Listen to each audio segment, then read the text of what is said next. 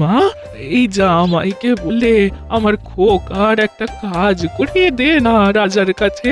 জামাইয়ের তো খুব হাত যশ। তোমার জামাইকে আমাদের মহারাজ খুব খুব ভালোবাসে, ওটা নিয়ে তুমি ভেবো না। হ্যাঁ, তা জামাই এখন কোথায়? হ্যাঁ,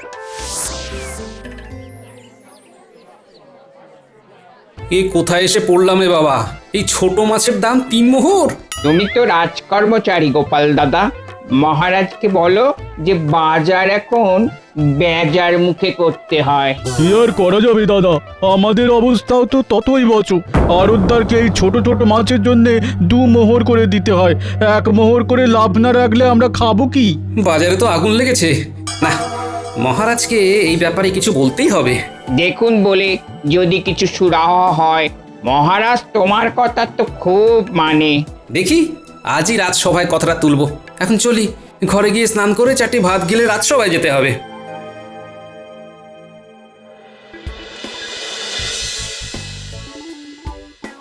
একে মাসের শেষ, তারপরে আরো 2টো কদিন ধরে আমার ঘরে উড়ে এসে জুড়ে বসে আছে। ওই তো তোমার জামাই এসে গেছে। হ্যাঁ, কি ঝামেলা রে বাবা। গিন্নি, যেদিন ওরা এসেছে সেদিন নির্ঘাত তোমার মুখ দেখে ঘুম থেকে উঠেছি, তাই না? সে তো রোজই তুমি আমার মুখ দেখে ঘুম থেকে ওঠো। হ্যাঁ, না না না গিন্নি, আমি রোজই সূর্যি মামার মুখ দেখে উঠি। আজই ভুল করে তোমার মুখ দেখে উঠে পড়েছি। ভুল করে মানে কি বলতে চাইছো? হ্যাঁ, কাল থেকে আপনি আমার মুখ দেখে উঠবেন জামাই বাবু, দেখবেন দিন যেন আর কাটতেই চাইবে না। বলি, ওই হাতের থলেটা একটু নামাও দেখি দেখি দেখি দেখি কি কি কি বাজার এনেছো। হ্যাঁ, কি এটা কি? হ্যাঁ, কেন বাজার? মাসের শেষের বাজার এইরকমই তো হয় গিন্নি। এই 3টে সরু সরু মাছ, এই 5টা আলু, 2টো সরু সরু বেগুন আর 4টি শাক পাতা। হ্যাঁ, এটা বাজার? হ্যাঁ মা ঠাকুরন, এটাই বাজার, মাসের শেষের বাজার। তোমাকে আবার যেতে হবে। হ্যাঁ, কোথায়? বাজার। আমার ভাই এসেছে কতদিন পর। হ্যাঁ, একটু ভালো মন্দ খাওয়াবো। শালা বাবু, বলো তুমি আজ কি মাছ খাবে? জামাই বাবু দেখবেন তো ওই বাজারে ওই ডিমওয়ালা মাছ পাওয়া যায় কিনা। সর্ষে বাটা আর কাঁচা লঙ্কা দিয়ে ওই মাখো মাখো ঝাল করলে না, বড়ই উপাদেয়। আর মা ঠাকুরন, আপনার জন্য কি আনবো একটু বলে দিন। ভোলা ময়রার দোকানের ছানা বড়া খুব ভালো, ওটা যেন ওই 1 সের নিয়ে আসে। শুনেছ? মাসের শেষে আমার চোখ ছানা বড়া হয়ে গেল। শুনেছি গিন্নি, ছানা বড়া।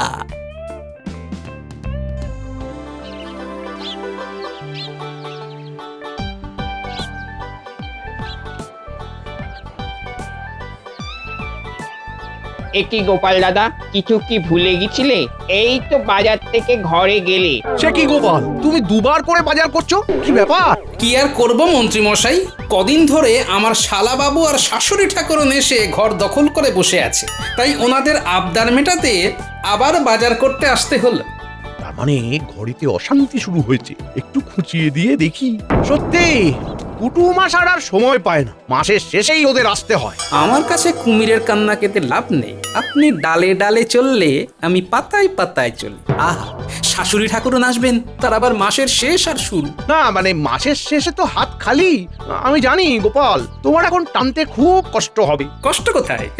আপনি আমার ব্যাপারে এত দরদ দেখাচ্ছেন, কষ্টে পড়লে আপনি তো আছেন, আপনার কাছে হাত পাতবো। আপনি মহামন্ত্রী বলে কথা, আপনি কি আমায় ফেরাবেন মন্ত্রী মশাই? ও বাবা, খুব সেও না, বলে কিনা আমার কাছে হাত পাতবে। এক্ষুনি কিছু চেয়ে বসলেই বিপদ। চলি গো গোপাল, চলি। হ্যাঁ চলি। সাবধানে যাবেন মন্ত্রী মশাই, দেখবেন হুড়ুম দুরুম করে যেতে গিয়ে আবার পিছলে না পড়েন। কি হলো গোপাল দাদা, মন্ত্রী মশাই ওই রকম করে হঠাৎ ছুট লাগালেন কেন? কি করে বলি বলো তো, হয়তো সকালবেলার গুরুত্বপূর্ণ কাজটা হয়নি, হঠাৎ করে সেটা চাগার দিয়েছে।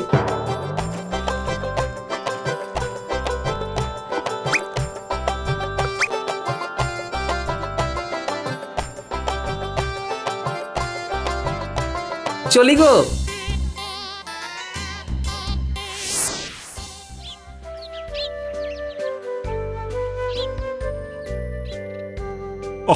গোপালের আজ এত দেরি হচ্ছে কেন? এবার থেকে গোপালের দেরি হবে মহারাজ। কেন কেন কেন দেরি হবে কেন? গোপালের বাড়িতে গোপালের শাশুড়ি শ্যালক কদিন ধরে এঁটুলির মতো বসে আছে। থলে ভর্তি বাজার করে বাড়ি নিয়ে গেল। তার রান্না হবে, তারপর তবিয়ত করে খাওয়া হবে। দেরি হবে না মহারাজ? না না না না, এ আমি বরদাস্ত করব না। সবাইকে সময় মতো আসতে হবে। রাজসভার একটা নিয়ম কানুন আছে। বটেই তো। শোনো মন্ত্রী, গোপালের আজকের দিনের বেতন কাটা যাবে। এই তো মহারাজ একদম সঠিক পথে যাচ্ছেন। মহারাজ, আমি আমি খুব লজ্জিত। এত দেরি হয়ে যাবে আমি ভাবিনি মহারাজ। মহারাজ, আমি আমি একটা অনুরোধ করতে পারি? আরে দেরি করে এসেও মহারাজকে অনুরোধ করছো? তোমার সাহস তো বড় কম নয়। যতই অনুরোধ করো, মহারাজ তোমার আজকের বেতন কেটেছেন। ব্যাস, এটাই আমার অনুরোধ ছিল। এটাই আমার শাস্তি, দেরি করার শাস্তি। কেউ নিজে শাস্তি চায়, এ তোমাকে না দেখে বিশ্বাসই করতাম না। কি মন্ত্রীমশাই, কি ভেবেছিলেন গোপালকে শাস্তি দেবেন? মন্ত্রীমশাই, আপনি পাতায় পাতায় গেলে আমি তো জালক শিরায় শিরায় চলি। চালটা অনেক দিন মনে রাখবেন। না মহারাজ, দোষ করলে শাস্তি তো পেতেই হবে। ধন্য ধন্য, তুমি অনন্য দেখালে বটে আজ। নিজে যেচে শাস্তি নিলে, ধন্য তোমার কাজ। যাক, শুনে ভালো লাগলো। তবুও তোমার চক্ষু লজ্জা আছে। ভেবো না তোমার এই কথা শুনে মহারাজ গলে যাবে। তোমার ব্যাপারে আমার প্রস্তাবে মহারাজ সিলমোহর দিয়েছেন। হ্যাঁ, থামো তো মন্ত্রী, আমি কোনো শিলমোহর দিইনি। ও গোপাল না এলে আমি অমন করে উঠি। গোপাল এসেছে, আমি শান্তি পেয়েছি। নাও নাও নাও, এবার সবার কাজ শুরু করতো। চাপ বাবা, মহারাজের তো দেখি মতিস্থির নেই। মহারাজ গোপালের কাছে আমাকে কিরকম ছোট করে দিলেন। না না না, এর শোধ আমাকে নিতেই হবে। যাক, তোমার শ্যালক এখন কি করছে? কিছুই করছে না মহারাজ, কিছু করবে বলেই আমার কাছে এসেছে। আমাদের এখানে কিছু কর্মখালি আছে মহারাজ। মন্ত্রী, গোপালের শ্যালকের ব্যাপারটা তুমি দেখো। কোনো একটা জায়গায় ওকে বহাল তো করতেই হবে। আরে গোপালের শ্যালক মানে আমার আত্মীয়। বাবা বাবা বাবা, মুহূর্তের মধ্যে সুযোগ এসে গেল। এইখান দিয়েই গোপালের ঘরে আগুন জ্বালাবো। ঘর পুড়বে গোপালের, আর মন ঠান্ডা হবে আমার। সময় করে রানীমার দাসীর সাথে একটু কথা বলতে হবে।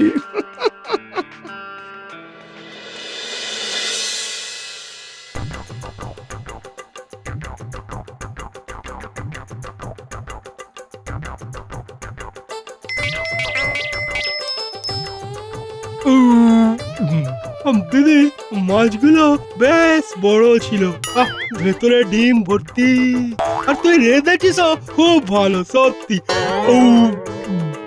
তোর ভালো লেগেছে? তাহলেই হবে। হ্যাঁ, রাতে কি রাঁধছিস রে দিদি? রাতে তুই কি খেতে চাস বল? তোর জামাই বাবু এলে বাজারে পাঠাবো। হ্যাঁ, তাহলে কাজ কর, রাতে না ওই কচি পাঠার ওই পাতলা করে ঝোল কর। আর গরম ভাত, হ্যাঁ, একেবারে চরম লাগবে কিন্তু। হ্যাঁ, ঠিক আছে ঠিক আছে, তোর জামাই বাবু এলেই বাজারে পাঠাবো। হ্যাঁ, যাই একটু হেঁটে আসি। দিনের খাওয়াটা বেশ জব্বর হয়েছে। এবার রাতের খাওয়াটার জন্য পেটে জায়গা করতে হবে তো, নাকি? হ্যাঁ, যাই হেঁটে আসি। ঠিক আছে, যা ঘুরে আয় ঘুরে আয় ঘুরে আয়। বলি, হ্যাঁ রে মা, এই জামাই মহারাজের সাথে কথা বলবে তো ওই খোকার কাজের বিষয়টা নিয়ে? ও তুমি কিচ্ছু চিন্তা করো না, ও আজকেই বলবে। হ্যাঁ, জামাইয়ের সব ঠিক আছে, কিন্তু ওই বড় চ্যাটাং চ্যাটাং কথা আর খুব কিপটে। ঠিক আছে, আমি যখন এসে গেছি তখন আমার একা জামাইকে আমি ঠিক সোজা করব। হ্যাঁ,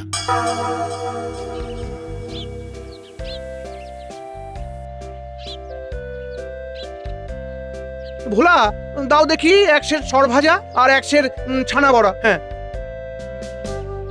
এই নিন মন্ত্রী মশাই, এই নিন। আজ কি এই তাড়াতাড়ি রাজসভার কাজ শেষ হয়ে গেল নাকি? না গো ভোলা, একটা কাজে যাব, তাই তাড়াতাড়ি বেরিয়েছি। শোনো, এই মিষ্টিগুলো বেঁধে রাখো, ফেরার পথে নিয়ে যাও, কেমন? ঠিক আছে মন্ত্রী মশাই। আমার জামাই বাবুর যদি ক্ষমতা থাকে তাহলে এই মন্ত্রী মশাইয়ের ক্ষমতা আরো বেশি। হ্যাঁ, আলাপটা জমিয়ে রাখি। আরে এ তো দেখছি গোপালের শালা বাবু। একটু মেঘনা চাইতেই জল। আরে আমি তো তোমার কাছেই যাচ্ছিলাম তোমার সাথে দেখা করব বলে। চলো চলো, এখানে নয়, একটু একটু এগিয়ে চলো চলো। ও মা, তাই নাকি? আমার কি ভাগ্য, কি ভাগ্য! আজ গোপালের মুখে শুনলাম তোমার একটা কাজের খুব দরকার। মহারাজ গোপালের কথায় খুব একটা পাত্তা দেন না। ওই আমাকেই বললেন, মন্ত্রী দেখে এসো তো। তাই নাকি? মহারাজ আমার জামাইবাবুকে খুব একটা পাত্তা দেন না, কিন্তু আমার দিদি যা বলে মহারাজ আমার জামাইবাবুকে নাকি একেবারে চোখে হারান। কি আর করবে বলো, মিথ্যে কথাই বলতে হয়। আর তোমার সরল সাদা দিদিটা তোমার জামাইবাবুর মিথ্যে কথাগুলোকে সত্যি বলে মেনে নেয়। কি দেখে যে তোমাদের বাবা মা গোপালের সাথে মেয়ের বিয়ে দিলেন আমি তো বুঝে পাই। মন্ত্রীমশাই, আমার না খুব কাজের দরকার, আমি কাউকে জানি না, শুধু আপনাকে জানি মন্ত্রীমশাই। এই তো কিরকম সোজা রাস্তায় চলে এলো। এবার আমার মন্ত্রীর বুদ্ধি কাজে লাগিয়ে গোপালের ঘরে আগুন লাগাই। তা ভাই, আমার তো একটা কাজ করে দিতে হবে, একটা একটা ছোট্ট পরীক্ষা তো দিতে হবে। পরীক্ষা? পরীক্ষা দিতে হবে? দেবো দেবো, কি পরীক্ষা? এই এই মহামূল্যবান হারটা গোপালের বালিশের তলায় খুব সন্তর্পণে রাখতে হবে, পারবে? হ্যাঁ, তোমার জামাইবাবুর কিন্তু তুখর বুদ্ধি। আর এমন কি কাজ? আমার জামাইবাবুর থেকে না ওই 100 গুণ বেশি বুদ্ধি হলো আমার, দেখে নেবেন। বৃক্ষ তোমার নাম কি, ফলে পরিচয়। ঠিকভাবে কাজটা করতে পারলেই তোমার কাজ বাঁধা। আর একটা কথা, তোমার সাথে যে আমার কথা হয়েছে সেটা যেন তোমার জামাইবাবু না জানতে পারে, কেমন? যাও। হ্যাঁ, এক ঢিলে 2 শিকার।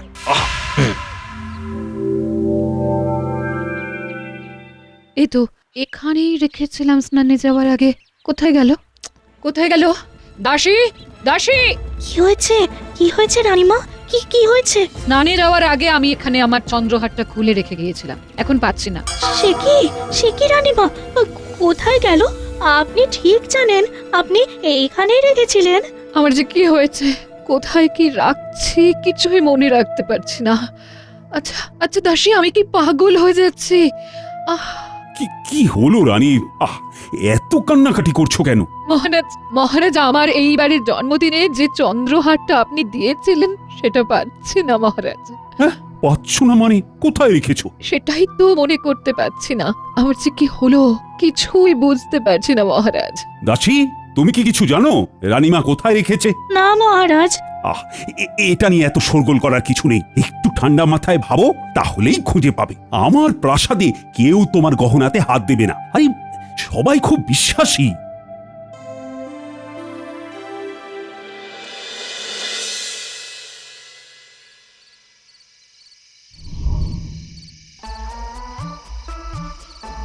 জামাইবাবু, আজ খুব ভালো খেলাম বুঝলেন। ওই কচি পাঠা, আহা আহা! দিদি ভালো রেঁধেও ছিল, একটু বেশি খেয়ে নিয়েছি।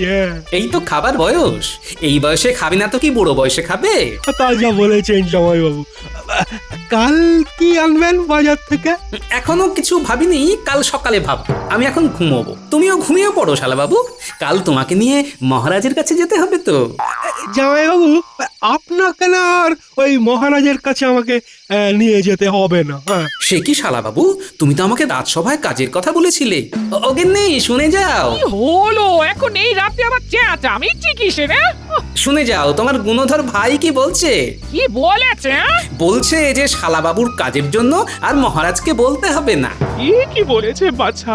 তোমাকে আর কিচ্ছু করতে হবে না, তুমি এই একদিনে অনেক করেছো। সে কি মা, তুমি এমন করে বলছো? আজ সকালে জামাই বাবা জীবন কত কিছু বলেছে, আর আমাদের জন্য কিছু করতে হবে না, ওকা নিজে নিজে কিছু একটা ঠিক জুটিয়ে নেবে। হ্যাঁ, তবে তাই হোক। চল চল মা, আমরা শুয়ে পড়ি। হ্যাঁ মা, তোমরা শুয়ে পড়ো, আমিও শুয়ে পড়ি। জামাইবাবু, আপনিও শুয়ে পড়ুন। কোথায় শোবেন? আমার শোয়ার ভাবনা তোমায় করতে হবে না, তুমি ঘরে যাও। আরে আমি ঘরে গেলে হবে না, আমার অনেক কাজ। আপনি না ঘুমোলে আমি আমার হাতের কাজ সারতে পারবো না। দাঁড়ান আপনার বালিশটা নিয়ে আসি। আমি বালিশ নেব না, আমার হাত আমার মাথার নিচে থাকে। তবে তো মহা ফ্যাসাদে পড়লাম, বালিশ ছাড়া হাড়টা লুকাবো কোথায়? তুই রাত দুপুরে কি শুরু করলি বলতো?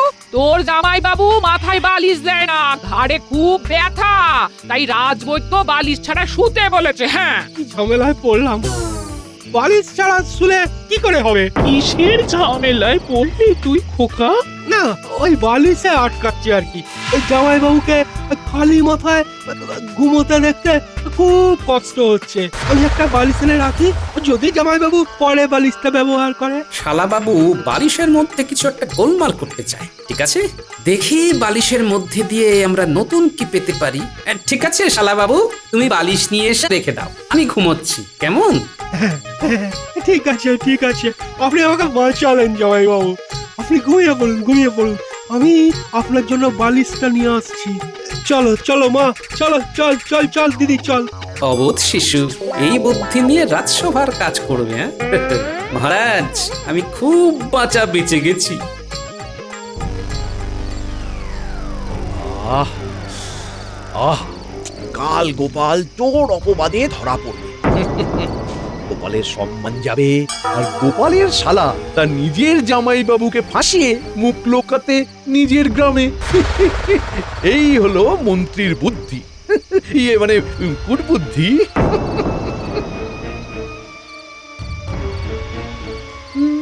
কেউ আসছে বলে মনে হচ্ছে। কে আসছে এত রাতে? নিচে নামি। এ কি দাসী, তুমি এত রাত্রে? মন্ত্রী মশাই, রানীমা খুব ব্যস্ত হয়ে উঠেছেন। কাল কাল কত সকালে হাটটা হাতে পাবো? সকালে? খুব খুব সকালে?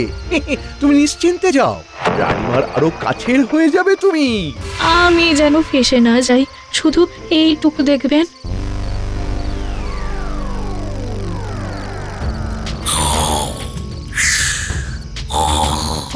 বাবা, জামাই বাবু আমার একেবারে ঘুমিয়ে কাঁদা। আমার কাজ শেষ, মন্ত্রী মশাই খুব খুশি হবেন। আচ্ছা আচ্ছা, লোক আমার বুদ্ধির কাছে হেরে যায়, আর শালাবাবু এসেছে আমাকে বুদ্ধিতে হারাতে। দেখি তো বালিশে কি আছে। কি যেন একটা ঠেকলো। আরে এ তো সোনার হার, রানীমার গলায় এটা দেখেছি। বুঝলাম, মন্ত্রী এই আকারটাকে দিয়ে আমাকে ফাঁসাতে চাইছে। যত দিন যাচ্ছে মন্ত্রী মশাই কেমন শিশু হয়ে যাচ্ছে। কি আর করা যাবে, চলো গোপাল রাজপ্রাসাদে, একটা ফয়সালা তো করতেই হবে।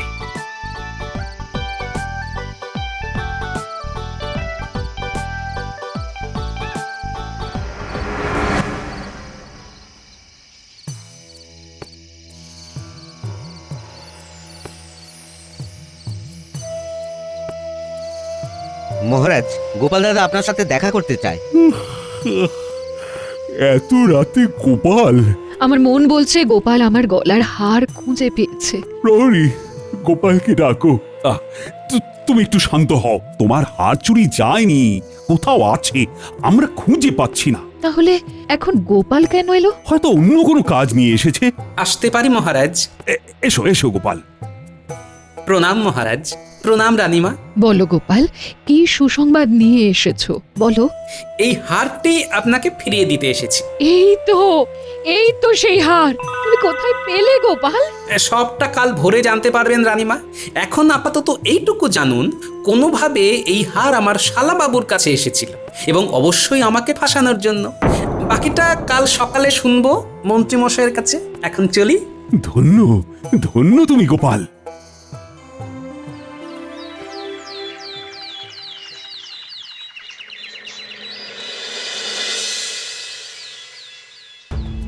এবার তুমি বলো তো, কি থেকে কি হলো সবটা? আমি তো কিছু বলবো না, কিছুটা বলবে আমার শালাবাবু, তারপর বলবে দাসী, তারপরে মন্ত্রীমশাই। নাও শালাবাবু, শুরু করো। মহারাজ, মহারাজ আমার কোনো দোষ নেই মহারাজ। ওই কাল বিকেলে ওই মন্ত্রী মশাইয়ের সাথে আমার দেখা হয় মিষ্টির দোকানে। ওখানে মন্ত্রী মশাই বলে, তোমার একটা কাজের খুব দরকার। মহারাজ গোপালের কথায় পাত্তা দেন না, ওই আমাকেই বললেন এই মহামূল্যবান হারটা গোপালের বালিশের তলায় খুব সন্তর্পণে রাখতে হবে। বাহ মন্ত্রী বাহ, তুমি তো একটা নক্ষত্র। মাত্র সুবুদ্ধি নেই ঘটে, দুর্বুদ্ধিতে মাথা একেবারে ভর্তি। দাসীকে ভুজুং দিয়ে হাতটা হস্তগত করে আমার নির্বোধ শালাবাবুকে আমার বিপক্ষে লাগায়। এই মন্ত্রী, তোমাকে কি শাস্তি দিই বলো তো? শোনো, আপাতত কারাগারে থাকো, পরে তোমার বিচার করব। আর দাসী, আমাকে ক্ষমা করে দিন মহারাজ। আমার আমার প্রথম আর শেষ ভুল, আর কোনোদিনও হবে না। মহারাজ, মহারাজ আমাকেও ক্ষমা করে দিন মহারাজ। প্রহরী, নিয়ে যাও, আমি এই মন্ত্রী মুখ দেখতে চাচ্ছি না।